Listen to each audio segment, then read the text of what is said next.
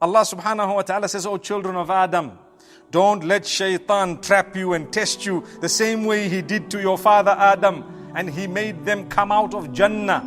He was jealous, so he harmed them, he trapped them, and when they got trapped, they did something Allah told them not to do. And Allah subhanahu wa ta'ala says, we forgave them because they sought forgiveness." So Allah is telling us, you seek forgiveness, I will forgive you. Each time you seek forgiveness, you must promise Allah, I'm not going to do this again.